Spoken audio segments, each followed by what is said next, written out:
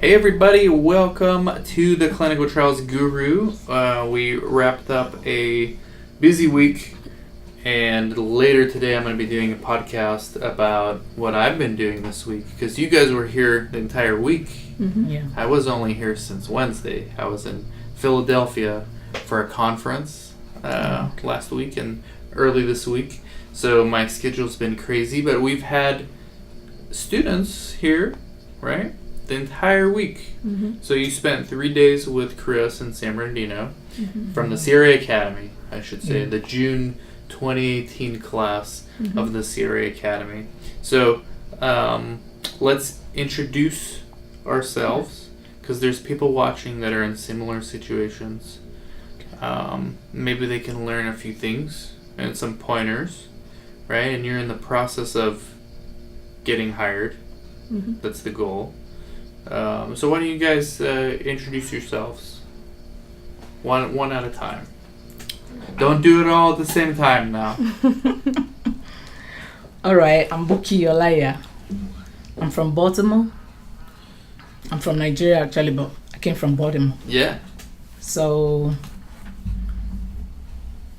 I started the academy in June, and it was so informative, so many things that interested me, and I really put in everything, all efforts. I make sure I do my homework very well.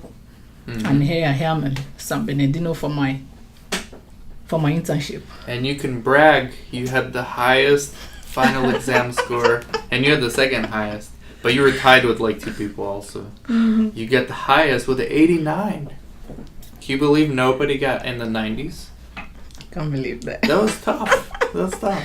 Yeah, I know. So what was your background? I saw a laboratory assistant back in Nigeria. Yeah, I studied microbiology. Then I work with labs back in Nigeria. I work with the general hospital, a state hospital. So before coming here. So. And how did you find out about research? Like, how did you learn that this is even something that you can have a career in? Because most people don't even know what clinical research is. Yeah, we have a family friend that introduced me to research when I first came. But my husband was like, you need to get into the system first, see how things are rolling here, see how things are done before getting into that.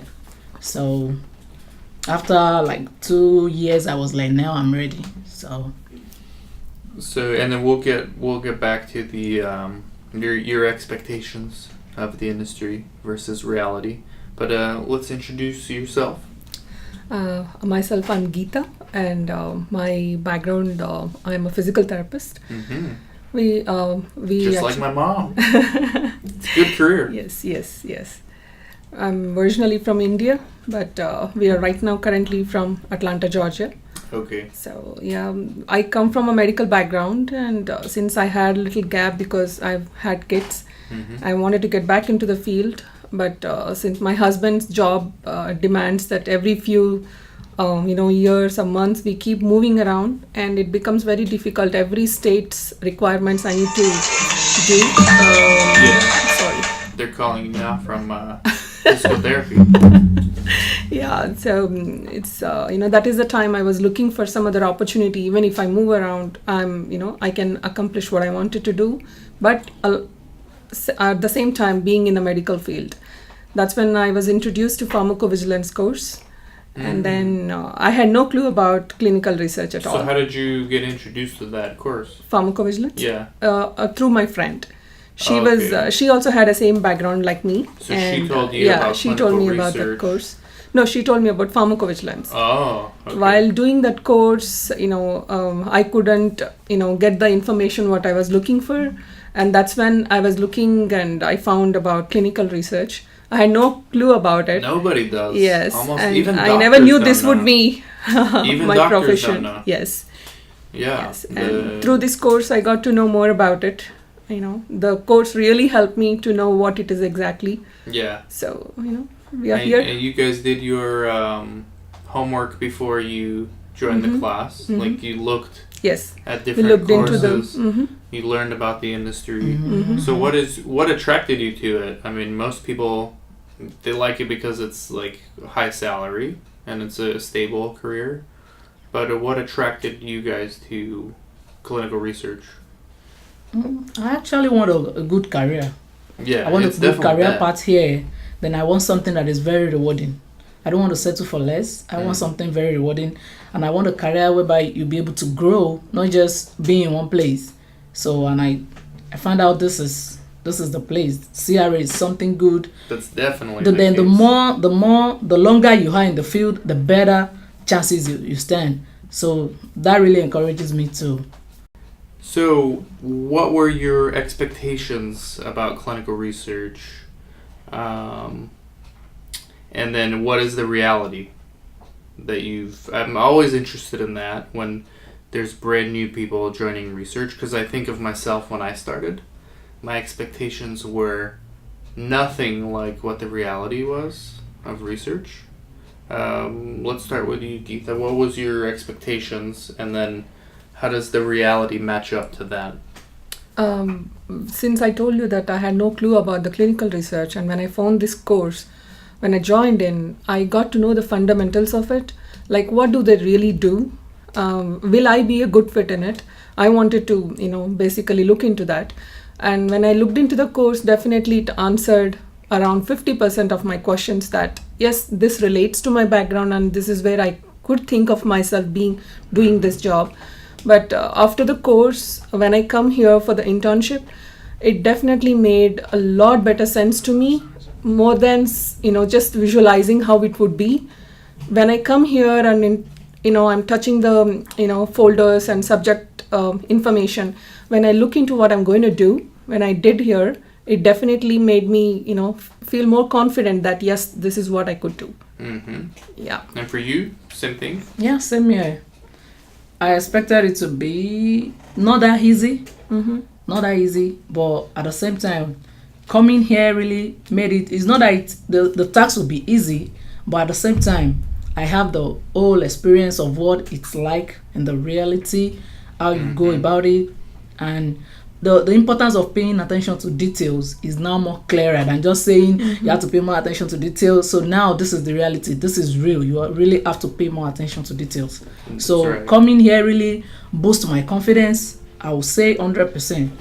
So And then you guys were attracted to the title CRA, yeah. but now you learned. When did you start figuring out? Was it in month 2, month 3, month 1, or this week? That there's just many more options than just CRA, and it's very unlikely that you will finish a training and then be a CRA immediately. It's usually a stepping stone. When did you figure that out? Because for most people it takes a while to figure that out. When you mentioned, I watched one of your videos.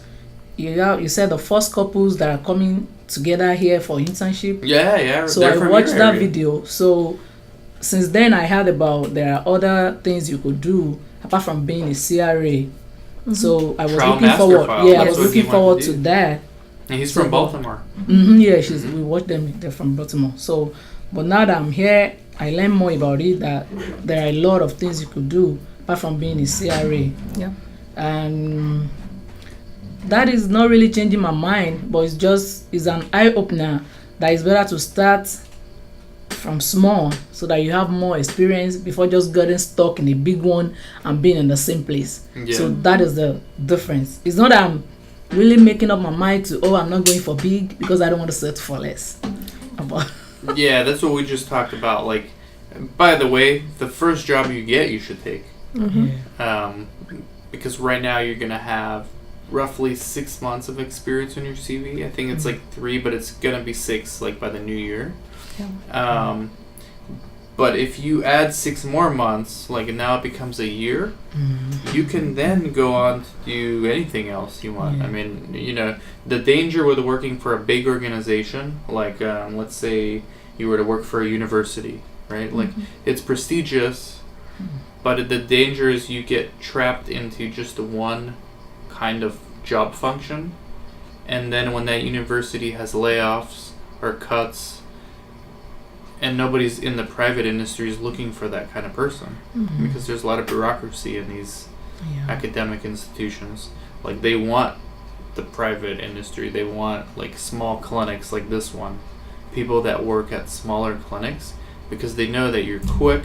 They know that you've done a wide variety of things, right? Like I was telling you guys about Kobe, who's our intern here. I mean, we have a tiny clinic. We're doing like 6 to 8 studies a year, maybe 10 at the most at this site, compared to like 1,000 at a UC Irvine, right? But Kobe here in 1 month, I guarantee you, is doing much more than his equivalent in UCI, who's been there like 6 to 12 months. Guaranteed. Because they're just going to have them do data entry, or they're just going to have them do filing. Here he's doing everything. Everything Monica's doing, and maybe more, right? So that's the benefits. Right. But if the first job you get is university, you should still take it. But don't get too comfortable there, unless you like it. I mean, if you like it, then it's good. Sure. But just know the risk is. Yeah, the risk. There's a risk to everything, and there's a risk to the small sites too. They can go out of business also. True. So, but your CV will be more reflective of a generalist than a specialist. All right. We want to be generalist. Specialization is for insects, not for us. Okay. So, anything else? Anything else? You guys, any advice for somebody else? There's another Buki right now watching in the future. Maybe it's the December 2018 and she's watching. Or another Geeta's watching for sure. What advice do you have for them? Anything you really focus your mind on doing, they should just go for it. Try reach out to people that could help, get information, because this thing is all about information. Until somebody, the guy that introduced me said, say your name. The first day he said your name, I Google, I saw it, I saw so many videos, I started watching, started getting more information. So information is what everybody needs. So you get obsessed with the subject, basically. Yeah, like you just went on a deep dive into the topic as much as you can get. Yeah, as much as I could get. So and it doesn't mean join my class. Like I'm not trying to. Yeah, you always mention it at the end of your video. Yeah, that it's not compulsory you join my class, but you don't have to. I mean, you can do all the stuff you guys learned. You could have, in theory, done it without the class, but you would have had to go out and find those sites to intern, and then you have to demonstrate what can you help them with, because no one wants to just teach you for free. I mean, even if you work for free, it takes time for them to teach. But if you can provide some value, like patients that you can help recruit, or maybe you have a background in budgets, or for you, physical therapy. So there's things you can do there as well, like with patient recruitment. But I think what you said is important. Just dive deep into the topic, and you'll figure it out as you go along, right? How about you? What advice do you have? Definitely, if we have a passion to serve the people or make a difference in other people's life, through whatever education background you have, if you have that passion to do it, this would be one of the wonderful opportunity to look into. If you don't know about this opportunity, this is the best time. This is the best place to learn. ACRP and SOCRA for you guys, I told you yesterday. Okay, you guys go join those chapters. Do as I say, not as I do. I'm not a member, but I should be. But it's not good. It's not so good here in LA. The ACRP, but in Baltimore and in Atlanta, I hear good things. Yeah. So join, network. I didn't even know those things existed when I started. I probably would have started them, but I figured it out on my own. So now there's no need. There's less of a need. Yeah. But for you guys, there's no other alternative. It's either you're going to network or you're not, right? Even with the internships that you're going to do. And the person that owns the site that you're going to work at is a CRA, and the one that owns the site that you're going to intern at is a 13-year study coordinator. So she's got contacts, connections. So you got to leverage those things and then network with more people. You'll meet other students from Atlanta. You might meet others from Baltimore. I think you will eventually. And just network with more people. Okay. But now your CVs are going to look great. You're gonna put them on Indeed, ZipRecruiter. What's the other one? Career Builder, LinkedIn. In LinkedIn. You guys have to. Neither one of you is on LinkedIn. no. Horrible. You need to do it. Okay. You have to live on LinkedIn. The recruiters will find you. The CVs looks great now. Mm-hmm. You have experience. They will start calling you, and like I said, use the interviews as practice Okay. to take the pressure off. So expect that you're not going to get the job. But Mm-hmm. the more interviews you do, by your second and third interview, Yes. they're all gonna start. You're gonna start finding the similarities Okay. because every interview is different, but they all share some commonalities. So once the only reason you're nervous is because it's new. You're not used to it. But if you do it a few times, then it's not new anymore. Right. So it's less nervous. So put it out today, Indeed. Yeah? Mm-hmm. Upload it. It's Friday, so by Monday, let's see how many calls or emails you get. All right. Let's go for one. Okay? Anything else? Oh, that's good. It's good? Yeah. Anything you're still not clear on with the industry? Like any questions? We went through a lot yesterday. Yeah. Yeah. So you're pretty much clear on everything. Yeah. Yep. All right, good. Well, thank you guys both. Good luck. We're gonna come back and do success story on Skype, Okay. which everyone says they'll do, but no one does. Very few do, but we'll do it, and then we'll be in touch. Right? Good luck, guys. Thank you so Thank much, you. Dan.